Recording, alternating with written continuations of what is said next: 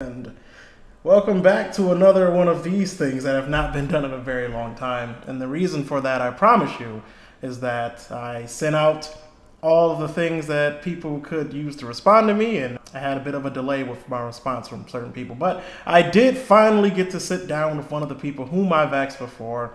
This guy's been around a little bit longer than I have, to say the least, and has quite the charged amount of history. But what he's contributed is, how I feel, vastly more important, to the point where it can be applied to things not even related to Mugen. He's the guy who's cracked the code of CVS 2 and Marvel vs. Capcom 2 and allowed us to see hitboxes that we thought were good and hitboxes we thought were bad that were quite the opposite. For example, Sagat's crouching hard punch, not as good as we thought. This is the man, the myth, the legend, Jesuszilla. How are you doing today? I'm doing pretty good. Thank you, Kamekaze. It's an honor to be here. So, the first burning question I have for you is, where did it all begin? How did you find Mugen? All right, so I originally found MUGEN when I was searching for images of Zero in SVC because I heard there was this new game out called SVC Chaos, which was another Capcom versus SNK, or SNK versus Capcom crossover, I should say. And I just searched for images of them, and I came across a site that was like N64 Mario .free.fr or GCN Mario. I don't remember which one it was, but he went by GCN Mario on the video game director's cut forums, which is where I recognized him from. And I was like, I know this guy. So I checked out his site and I noticed a bunch of screenshots from this thing called MUGEN. And I'm like, what is this? So I looked into it a bit more, and it was like this customizable fighting game engine where you can make your own dream matches. And I'm like, this sounds right up my alley. This sounds really awesome. So I checked it out, and sure enough, his Zero was the first thing I downloaded. I think I may have ran across this site probably within a few months of me running across it, because I know I downloaded the Killer Whale thing just because I was curious about what the fuck it was, and I immediately deleted it because I was like, this is a dumb thing. All that, like, I know I've tried as Mario before and all that, like, but I was just a boy, not yet a man, trying to understand what was going on in this world. Yeah. So let's talk about the first actual character you made. What was your choice beyond making the very first character that you made completely? Actually, the first thing I intended to make was Forte. Mm-hmm. I actually started with a bunch of sprites that were really, really horrible edits of Mega Man. Like, they weren't even in the right resolution. Go figure. Yeah, I was like 13 or 14. It's been quite a while. I think I had just turned 14 afterwards. I'm not entirely sure. It was a long, long time ago when I found Mugen. Everyone was saying, spriting a whole character, that's pretty hard. That's quite an ambitious project. Why don't you start with something easier first, especially if you're, going to go for CVS2. And I'm like, okay, that does sound like a good idea.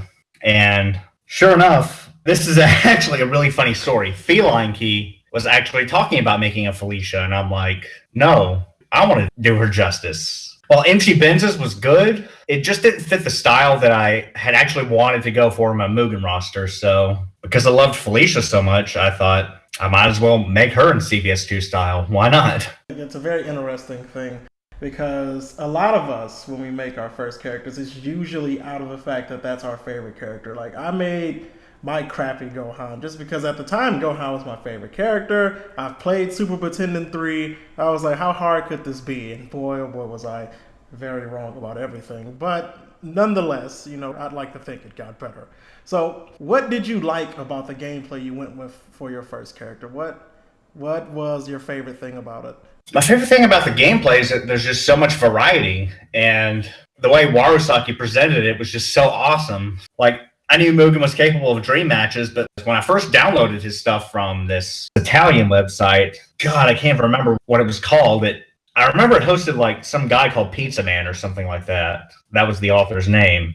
But I downloaded his, I think it was Rugal, and it was missing so many frames and stuff, and I'm like, dude, this guy sucks. But then he started to improve rapidly, and he released a new character. I think it was Vice. And I went to his actual site, which had all of his updated stuff, and I'm like, holy shit, this is solid. The presentation, the gameplay, everything was pretty spot on, especially for the time when, like, the best stuff we had going around was that Korean site.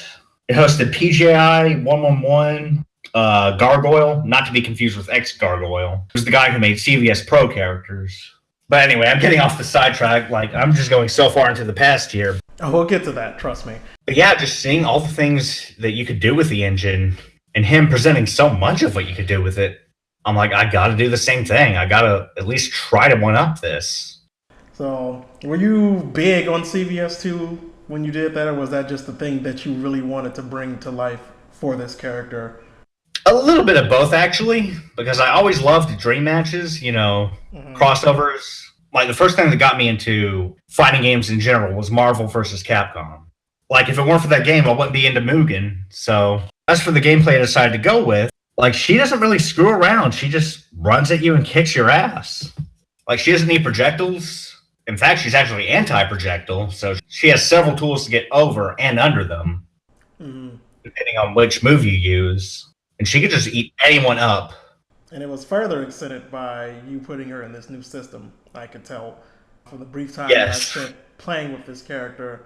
It's always interesting how Darkstalker characters translate in other systems. Either they can be like just okay, or they can be really busted. Unfortunately, it's like our biggest representative of that was Morgan. God rest her soul. She's finally been put to bed.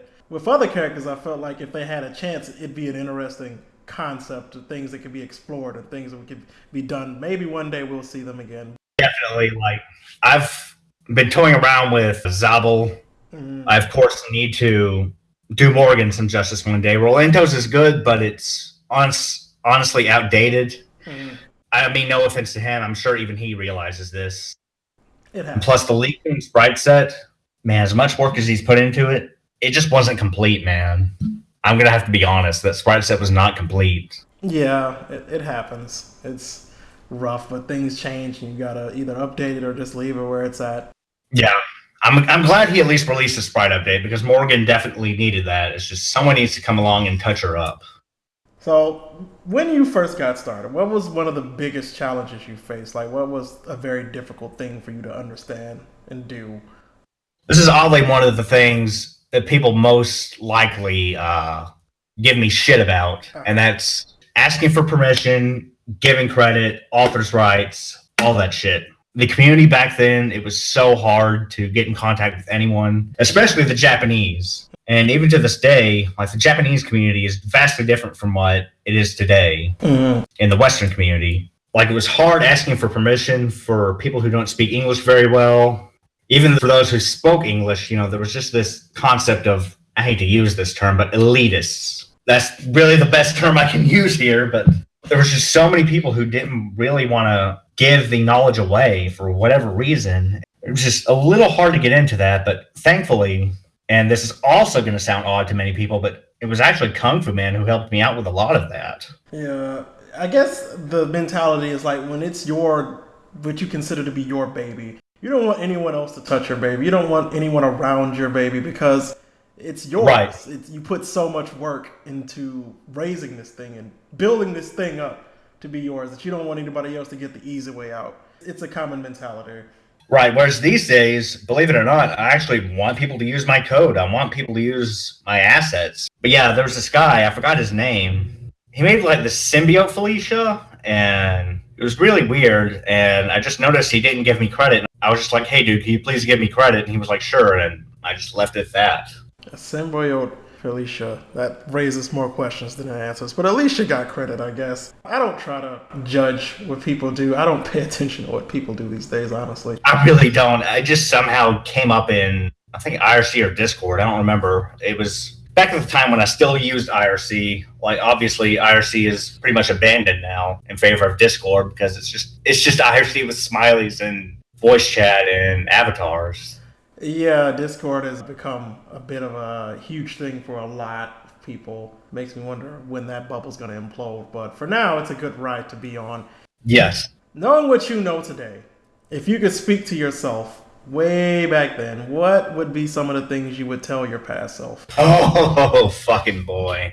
First thing I would tell him is, don't be an edgy dipshit who thinks everything from 4chan and YTMD and all those other stupid sites is funny. Because, you never know what you're going to end up doing later in life, and you may end up doing and saying some stupid shit you might regret. Boy, are there some things I do regret. which is probably why you asked specifically about my first actual character. To anyone who knows what I'm talking about, Yeah, there's no fucking way I'm showing actual footage of that, so don't no. worry about it. But everyone who knows who you are knows what that was. It's a touchy subject that I'm trying to keep this professional on. It's not my job to grill people like I'm treating it like some kind of Fox-style interview where I'm blaming you for everything. Yeah. Like I said, I just thought it was being funny, but really that shit is just not funny at all. It was just fucking stupid. Absolutely fucking stupid. I believe everyone goes through their periods where they think they had good ideas and quote unquote well intentioned things, and later on in life they realize it was the dumbest thing they could have ever done. Some people are willing to lean on that crutch and say, well, I didn't know any better, and other people genuinely didn't know better. And I feel like this is one of those instances where you genuinely did not think that would turn out as badly as it did. Because back then you thought it was okay, whereas today it's an obvious no-brainer that kind of thing should have never happened. It's not okay in any capacity. And for me to be the person talking about it just kind of makes it that much more oddly weird.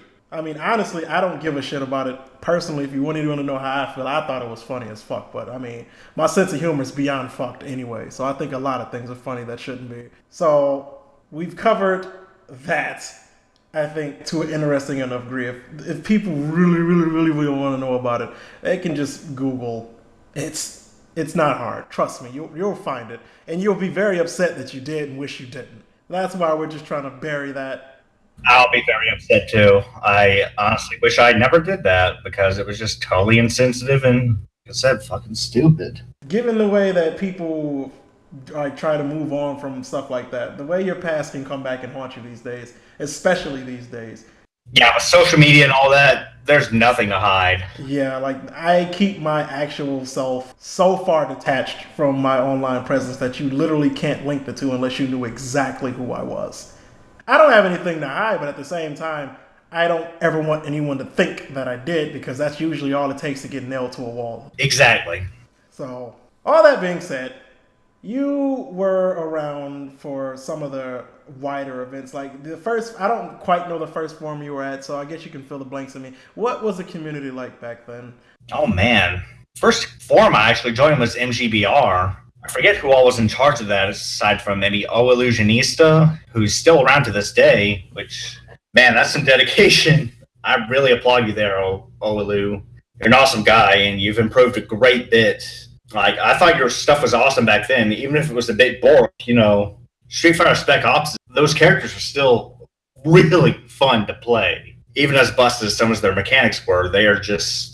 You know, it's just that one thing every MUGEN author has to go through, you know? You have to experiment. You have to try these crazy things because you see them and it's like, wow, this guy put a lot of work into this. And to be honest, they did feel solid. Anyway, I know Kung Fu Man was also in charge of the quest section, and there was also this rule back then that was like, there were certain creations that you couldn't request, which I thought was a bit stupid, so I had to actually send a few PMs to get some stuff. Like, I think it was Splodes and Sunboy's creations, which sadly to this day are still some of the best conversions you'll come across. I mean, they're not bad, but certainly with the tools that are out there today, people can do a lot better. Those two were on the unrequestable list? For what? Yeah, they were. Like, pretty much everyone on the MUGEN Revolution, I think it was called, MRev, pretty much anyone who was a part of that site, their creations were unrequestable. That would be Sunboy, Splode. Who else was on there? Those are about the only two that come to mind instantly. I think Eli was part of it too. A lot of his creations were unrequestable. I think for a long time his Kakuga Yaro creations were unrequestable for a long time until he just realized, you know, this shit's stupid, it's not worth it, I don't give a shit. And that's one of the other pieces of advice I give to myself, is the same advice Eli gave me, which is life gets so much better after you stop giving a fuck. This is true. This is one of the tenets of how I live my life currently. I got it. I don't know. I feel like people speculate about things, and it's really weird to me because no one will actually reach out and talk to the people whom they speculate about. It's nuts.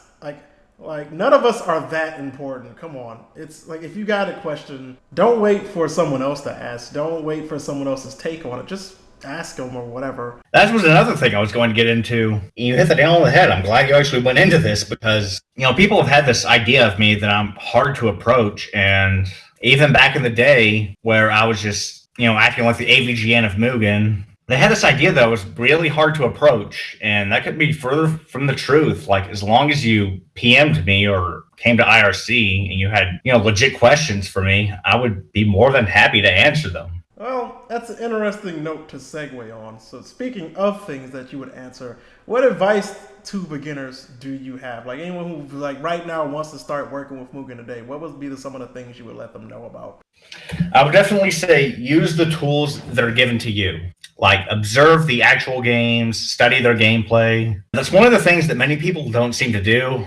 They didn't do it back then because we didn't have the tools. But even then, people put a lot of effort into still even eyeball analysis, like Phantom of the Server. Even to this day, people think all this stuff is just eyeballed, which even for its earlier creations, like the earliest ones, like Shin Goki and Ryu, which I think was actually his first character, while they were a lot of guesswork, he actually did a lot of analysis and playtesting in order to get everything right. Even if Ryu wasn't 100% accurate, he still felt like Ryu. Even if Shin Goki was not exactly as he was in any one of the games, he still felt like a Shin Goki you would fight in the actual games. And sure enough, Capcom fighting Shin Goki was pretty much Phantom of the Server's Goki. That's crazy. And it's funny how, even if you don't quite get everything right, as long as the character feels as it should, usually it's received well. It's like corporations today seem to not even be able to do that in some degrees. And people are like, this doesn't even feel like the character I've used all my life.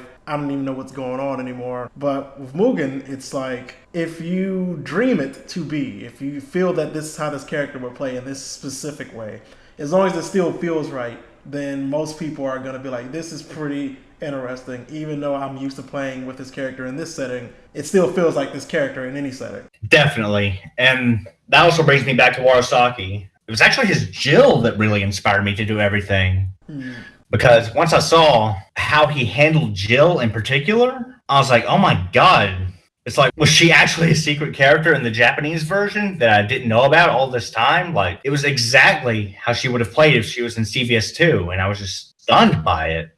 Yeah. And that goes back to your first question. That's really what inspired me the most, was saying, hey, you can make this character feel like they were in the actual game, and nobody would know the difference. Yeah, it's kind of nuts, really. So you mentioned that you asked a couple people for help initially, but when you did ask for help, how did that go? Like, obviously, I know you asked for help, so instead of just asking that question, all right, let's go about the process of it. Like, how did that interaction go?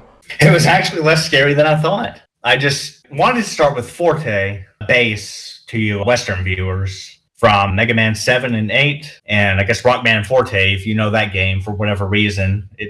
I played it last week. It's a piece of shit. As much as I love playable Forte, that game is just awful. Anyway, I just said to Warasaki, hey, I'm making a Forte. Would you mind if I use your CVS2 assets to help bring this to life? And these are words I'm never going to forget, ever. He says, it is okay. I wish you luck. And from then out, it was just history. I started using his stuff. I started observing his code, which, yeah, it's not a direct copy-paste. Like, if you look at his code and mine, you'll notice the variable numbers are different. And that's because I wanted to take it piece by piece so I could understand 100%, okay, what exactly is this doing? How am I doing it? Why am I doing it? And like, I wanted to really understand what this code was doing, because prior to this, I literally had no programming experience whatsoever. And it was further exacerbated by the fact that I was having to battlefish, which I don't know if any of you guys remember this, but back in the day, that was like Google Translate, but like 500 times worse.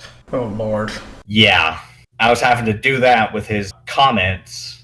I was pretty much having to figure out, what the hell does this do? What exactly is this for? So I pretty much had nothing to go on except the logic that the code presented to me, which for someone who has never done programming before is a really hard thing to do, even at age 14.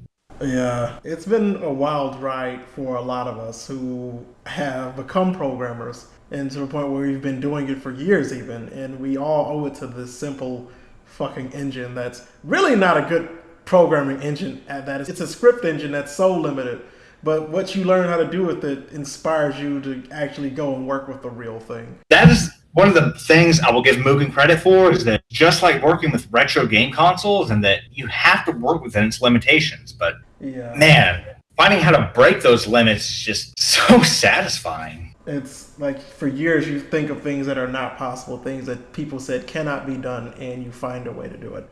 And like there are people who would make the claim that says you can't do anything if you've learned this engine, that you're not going to get anywhere with it, you're not going to actually make games. And I'm not going to name any names. This is a professional thing I like to do here. But I know who you're talking about. I know someone who fits that to a T. There's no one in the MUGEN community, I promise. It's misguided misconceptions. It happens because for a lot of people, when they see dumb shit like this, all they think of is this is hilarious. Whatever, when people who do this probably have no idea what they're doing. It's funny, I can poke fun at them, whatever. But yeah, for a few of us, we use this to escalate into our own careers, even if it has nothing to do with video games at all. We just owe it all to Mugen. It's guided us in our paths in ways that most like student advisors could. Like I never saw myself programming for any reason until I ran across Mugen. I didn't either. I don't know what the fuck I was gonna do, but everything just became clear when that happened. So, all that said, do you have any last words you would like to tell our audience? I'm actually gonna go a little bit along your last question there. Not your question, but the comments, which is that, like I said before, you never know what you're gonna end up gonna do. Like, for years, I was prepped to go into the medical field. I found out in college pretty quickly that chemistry, in particular, just wasn't for me.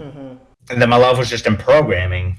And really, I wouldn't have found that out if I didn't have so much love for this damn character, Felicia. If it weren't for her, I wouldn't have the career I do now. I wouldn't be making this money. I wouldn't have this nice house. Like, people think it's just stupid and strange, but I owe a lot to her. Even with that said, going on what you said earlier about people just, sort of crapping on Mugen and all that, it really pisses me off when I see people do that because, again, like I say, you never know where life's going to take you.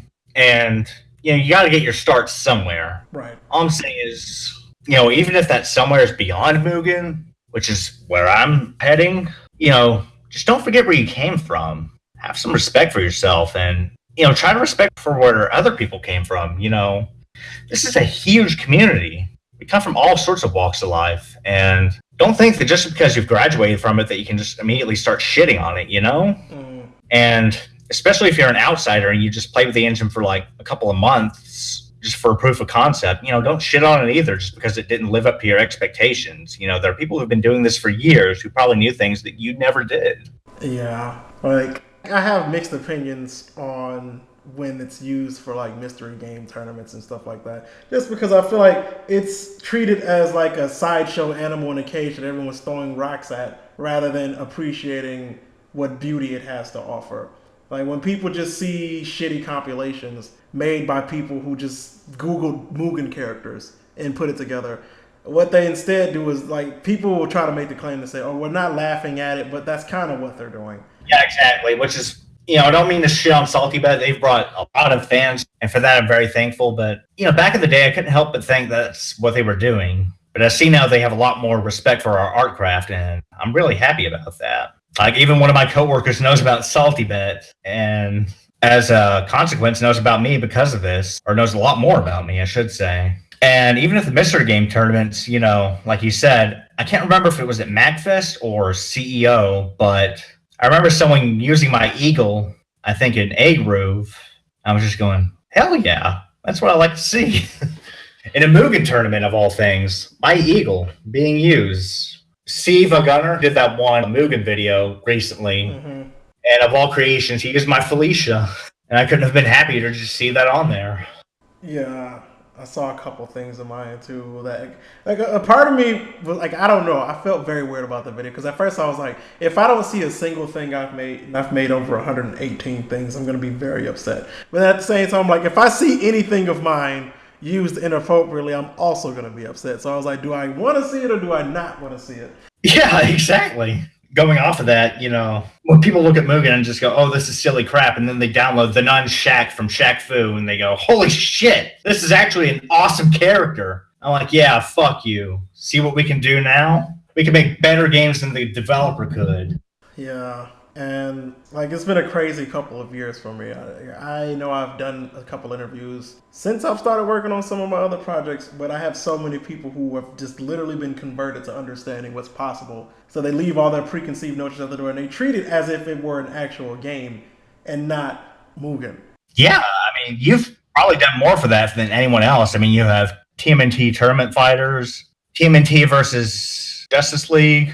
Like, those are well received at several gaming events, including MagFest. Yeah, it makes me feel a little bit better about my decision because what people didn't know, and like I bring it up every now and then, is that that game only exists because of the fighting game community who thought it up and I made it happen. So it's not like I just had the idea to do it. No, like me making the Justice League characters and then making this crossover by proxy was entirely conceived by that Discord that I'm in. I actually didn't know that. That's awesome. Yeah, all those people had no idea what you could really do with Mugen. So a lot of people thought it was just going to be terrible. And they flat out told me, like, I tried it. I didn't think I would love it, but holy shit, I love this game. This is amazing. And I would just respond to them and say, thank you. I know it's very hard to sell this. Because it is. When we tell people it's Mugen, like, there's some guy who, he means well, but every time someone actually says, oh, it's a Mugen thing, I'm like, it's more than that. And I'm like, just try it. If you hate it, you never have to touch it again. But don't just treat it like some one-off movement thing, because it's deeper than that. Yeah. When they actually do try it, and now I have people literally helping me who've never even touched Mugen, and that part kills me.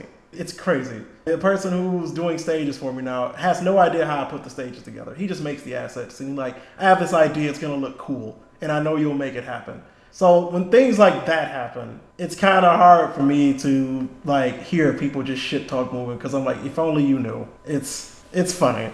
Like I say, you never know where life's going to take you, man. So just, try to be kind to people. That's the last piece of advice I was going to give myself is that don't go the fucking infamy route. You're not Eminem, okay? Yeah. For a lot of people who ended up going that way, whether it be by choice or by accident, like when they grow, I feel like when they finally do grow up, because not everybody grows up at the same age. At a certain point, they're going to realize that what they've been doing, what they've been saying, how they've been acting, is just completely out of line. And you look back and you're like, what the fuck? Why did I even do that? That's how I am a lot of the time. And it's worse when you have people who, because of that, will look at it and just say, well, that's always going to be that person. Like, you could run for the Senate and win, but in that person's eyes, you're still going to be the same person. Yeah. It's kind of unfortunate because it's like a bit disingenuous to assume that people can't change. It's not that people can't change, it's just people only change when they want to. Yeah. And it's my hope that a lot of us who are currently dealing with that on both sides of the spectrum come to the conclusion that why do I need to bother with these things from the past that do not define me, that do not define them. If they're acting like a better person today, I'm not going to hold it against them. Nor will I. But you have to make that change. Right. It's only when they make that step that you truly can honor them in the way that they are asking you to. Because, I mean, I've dealt with shitheads who came to me and like, I'm reaching out to you because I realize that I've been less than a good person in the past, and I want to apologize for any animosity I had towards you. And there are some people who I talk to like on a daily basis now who've come from that, and it's further cemented. Like, we're getting old. Yeah. A lot of us who are in their 30s, and some of us are even in our 40s now, but I'm approaching close to 30, and some of the shit that I've said and done, had petty grievances with people, it just seems so fucking stupid now. And I have no one to blame but myself for that. But I try to do better. My whole life has changed in ways that I never thought was going to happen. And since I'm such a private person, I'm not really going to specify that. But the same thing could be said for many of you. Like, at a certain point, you're going to grow up. You're going to meet whomever you're going to meet, or you're going to figure out that maybe this is the life you want to live in a way that you are currently living it, and you look back at how you used to live and would wonder what the hell you even did that for. Like, you have to explain it to somebody in a future generation, whether it be your child or a child of someone whom you know, who were like, so what was life like back then? And you're like, well, I was a piece of shit. There are a lot of people who are pieces of shit, but we learn not to be such a piece of shit. Yeah.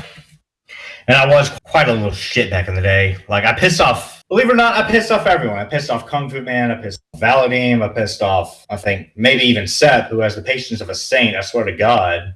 Like, I've pissed off everyone, and I wish I hadn't. Right. And again, if I caused any shit for any of you, I'm really sorry. Yeah, because often it's not the consequences of the actions; it's the effect that it has on everyone else. Yeah. We've touched on that quite a bit, and to avoid talking in circles, I'm going to instead thank you for your time. I hope to have this out in a timely fashion. It's been very interesting talking to you, with providing insight on both how you felt and how you've reacted to the world versus how you are now. So, with that being said, thank you very much, Mr. Jesuszilla, because I don't interview people twice. So, Okay. Thanks for having me on, Kame. yep. All right. We'll see you guys next time when I hopefully interview someone else